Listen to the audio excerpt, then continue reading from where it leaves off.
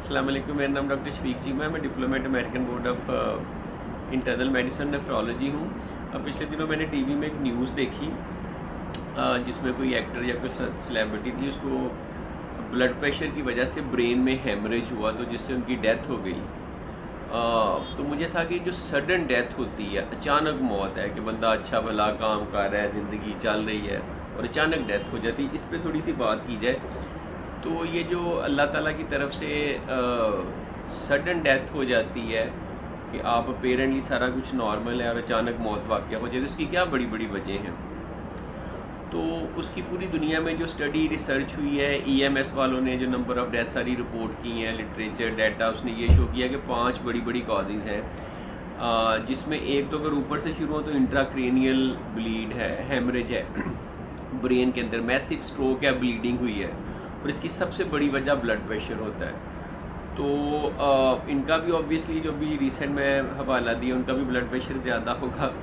Blood pressure ज़्यादा जो है ना, साइलेंट किलर है। मैंने कई दफ़ा कहा खामोश कातिल है, आपको कोई साइन सिम्टम नहीं होती और बढ़ते बढ़ते बढ़ते अचानक, कई दफ़ा मैंने ऐसे पेशेंट देखे उनका 260/140 इस तरह ब्लड प्रेशर होता है और कोई सिम्टम नहीं हो रही होती।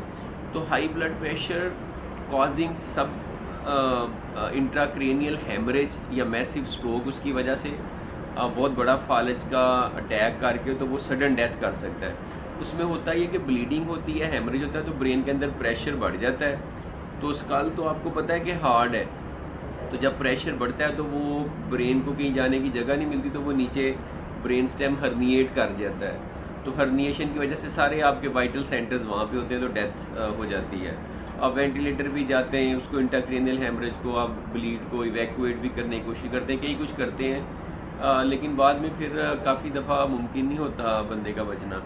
तो this is one of the very common causes of death. उसके नीचे आ जाए तो दिल है, दिल का जो हार्ट अटैक है, जो एक्यूट मायोकार्डियल इन्फाक्शन है, that is also a very common cause, बड़ी आम सी वजह है। पाकिस्तान में हार्ट डिजीज़ बड़ी कॉमन है, यंग लोगों में होती है, पता नहीं होता, सडनली हार्ट अटैक होता है, वो मैसिव होता है, तो उसकी वजह से भी हो जाती है। इसी तरह साथ फेफड़े हैं, कभी कभी मैसिव पल्मोनरी एम्बोलिज्म, क्लॉट एक बनता है लेग से और वो फेफड़ों में आके जो है ना, वो भी डेथ की वजह बन जाता है। ये क्लॉट आता यूजुअली लेग से ही है कि कुछ ऐसे लोग जिनमें कैंसर हो या कुछ ऐसी मेडिसिन ले रहे हो या उनमें ऐसी टेंडेंसी हो या कोई लंबी फ़्लाइट ली हो या ज़्यादा अरसा से मूव ना किया हो, तो लेग में क्लॉट बन जाता है, वो लंग में आता है, वो एम्बोलिज्म क्लॉट अंदर वो ऑक्सीजनेशन वगैरह को डिस्टर्ब करके तो डेथ हो जाती है। इसी तरह दिल के एरिथमियाज होते हैं कभी कभी,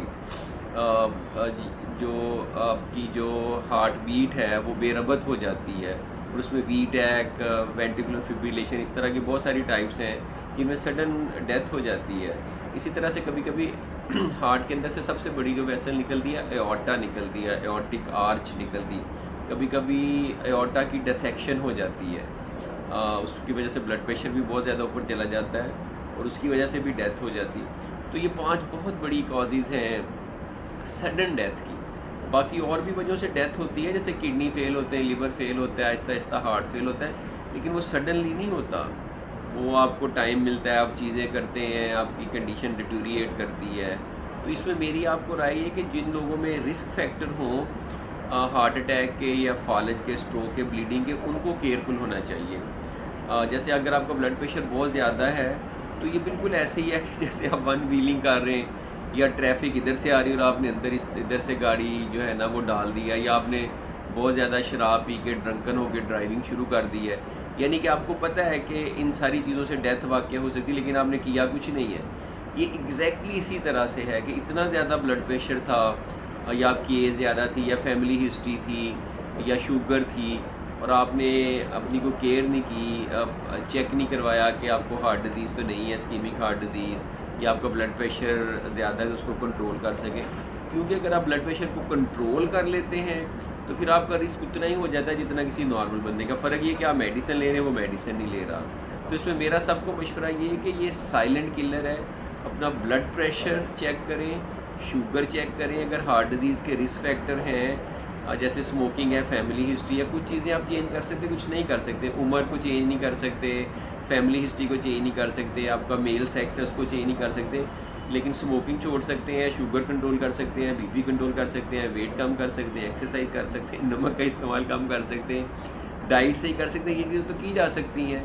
تو اللہ کرے کہ اللہ سب کو اپنے حفظ و امان میں رکھے اور ہمیں سڈن ڈیتھ سے، ناگہانی موت سے بچائے، کیونکہ یہ ٹو سم ایکسٹینٹ پھر بھی ہمارے کنٹرول میں ہوتی ہیں کہ ہم کچھ کر سکتے ہیں. کچھ تو ناگہانی ہوتی ہے نا، کہ ایکسیڈنٹ ہو گیا، ارتھ کویک آیا، آپ کے بالکل ہی کنٹرول میں نہیں تھا.